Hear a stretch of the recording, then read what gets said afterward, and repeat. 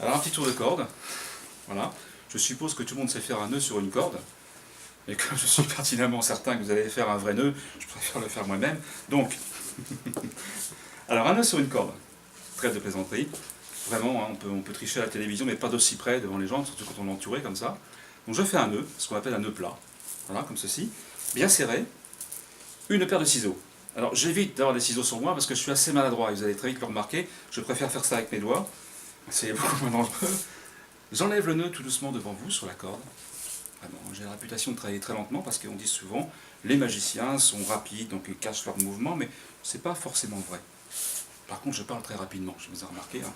Donc, une grande corde, une petite corde, et on a beau tirer sur les deux ficelles, il ne se passe rien du tout, vous voyez, ça reste, c'est pas élastique, je veux dire. Hein. Pas de morceaux dans les manches, comme trop souvent plébiscité, et pourtant, si on souffle, on fait apparaître deux cordes identiques. Vous voyez, maintenant, d'égale longueur. Je vérifie si les morceaux collent. Ça ne colle pas. Deuxième morceau.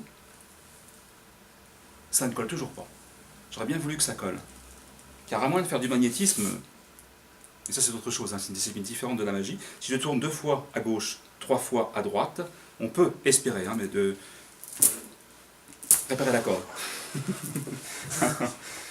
C'est un tour intitulé Hallucination, parce qu'on voit des choses, on se demande si elles sont réelles, et puis effectivement on a tout le droit de le croire, mais si vous voyez ces choses, c'est qu'elles sont réelles, du moins pour vos yeux, hein, parce que de mon côté ça se passe différemment, mais ça, c'est autre chose. Sur une corde, il y a des bouts sur une corde, tout le monde le sait. Eh bien c'était valable jusqu'à ce midi, parce que ça a changé. Depuis très peu, on met les bouts dans la poche, donc il nous reste un cercle. C'est un cercle vicieux la magie aussi. Hein.